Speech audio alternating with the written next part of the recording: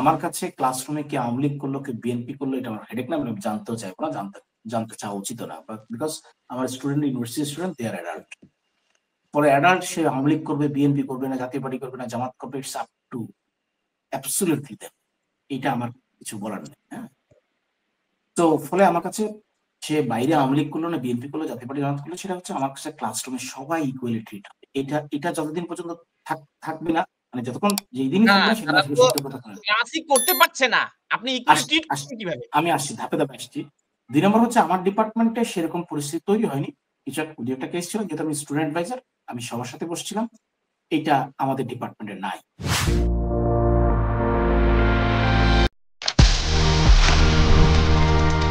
IPCO, one of the most famous household brands,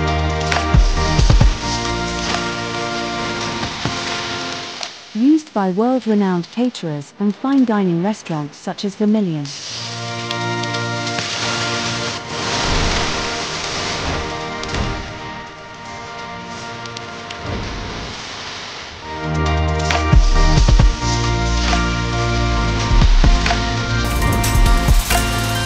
IPCO brand selects only the best products for our customers. Dhaka বিশ্ববিদ্যালয়ের একটা বড় অংশের শিক্ষার্থীরা জুলাই আন্দোলনে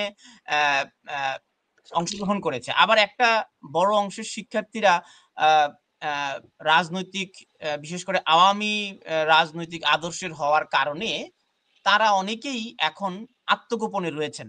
আপনি বিশ্ববিদ্যালয়ের শিক্ষক, আপনার ডিপার্টমেন্টেও নিশ্চয়ই এমন অনেক শিক্ষার্থী আছে যারা অনিয়মিত এবং তাদের পরীক্ষা সামনে।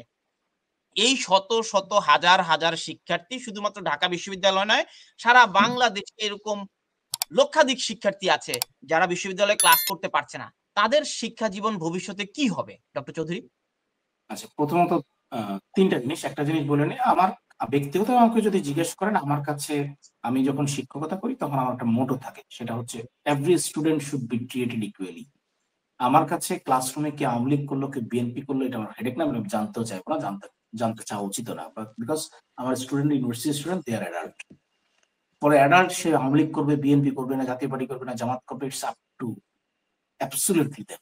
এটা আমার কিছু বলার নেই। হ্যাঁ, তো ফলে আমার কাছে সে বাইরে আওয়ামী লীগ করলো না বিএনপি করলো, জাতীয় পার্টি জামাত করলো, সেটা হচ্ছে আমার কাছে ক্লাসরুমে সবাই ইকুয়ালি ট্রিট হবে।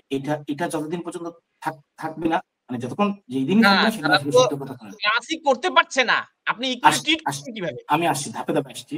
2 নম্বর হচ্ছে আমার ডিপার্টমেন্টে সেরকম পরিস্থিতি তৈরি হয়নি। দু একটা কেস ছিল, যেহেতু আমি স্টুডেন্ট অ্যাডভাইজার, আমি সবার সাথে বসছিলাম, এটা আমাদের ডিপার্টমেন্টে নাই। আচ্ছা, অন্য ডিপার্টমেন্টে আছে, ডেফিনেটলি আছে। প্রায় আমার জানার মধ্যে প্রায় 600 স্টুডেন্ট পড়তে পারছে। এটা আমি বলবো যে এটা খুবই এখানে 600 স্টুডেন্ট। হ্যাঁ, একটা হচ্ছে, দেখেন আমি নিজেও যখন দুটো কেস ছিল এরকম, একটা কেস হচ্ছে একটা ছেলে, সে পলিটিক্স মানে আওয়ামী লীগের বিরোধী পলিটিক্স করতো, সে ক্যাম্পাসে আসতে পারছে না।